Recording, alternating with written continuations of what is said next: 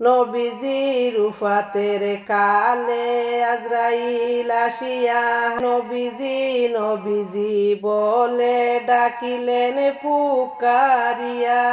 মা ফাতেমা কেন্দে বলে, কে ডাকো গো বাহিরে। হায়রে সাক্ষাৎ না করতে পারবা বাবা আমার বিমারে। লা ইলাহা ইল্লাল্লাহ। ফাতেমাকে বলেন নবী, ও গো মা শুনো না। আরে মেহমানকে ঘরে বসতে দাও গো, আমার আল্লাহ দিছেন পাঠাইয়া। লা ইলাহা ইল্লাল্লাহ। আজরাইলে হুজুরাই গিয়া সালাম যে জানাইলা।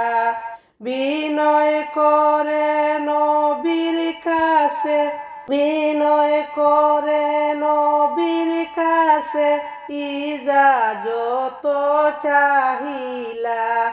লা ইলাহা ইল্লাল্লাহ। আজরাইলে নবীজির সিনা মুবারকে হাত রাখিলা। হাতটি রাখার পরে নবী বলেন, ও আজরাইল শুনো না, আমার বুকে কি রেখেছো আমায় তুমি বলো না। লা ইলাহা ইল্লাল্লাহ। হায়রে আজরাইল বলেন, শুধু হাতটি রেখেছি, আর তো কিছু রাখি না। লা ইলাহা ইল্লাল্লাহ।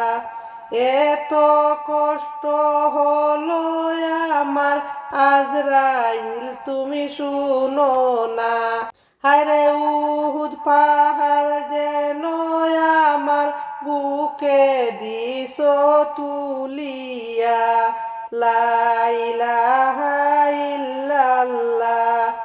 আজরাইলকে বলেন নবী, ও আজরাইল শুনো না। হায়রে আমার সাথে ওয়াদা করো, আমার উম্মতকে কষ্ট দিবে না।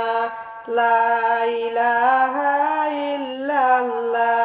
কিয়ামতের আগ পর্যন্ত যত উম্মত আসিবা, সকল উম্মতের মৌতের কষ্ট আমায় তুমি দাও না। লা ইলাহা ইল্লাল্লাহ। আমি কষ্ট সহ্য করব, ও আজরাইল শুনো না।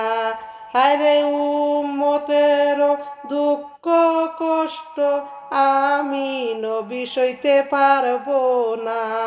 লা ইলাহা ইল্লাল্লাহ। লা ইলাহা ইল্লাল্লাহু। লা ইলাহা ইল্লাল্লাহ।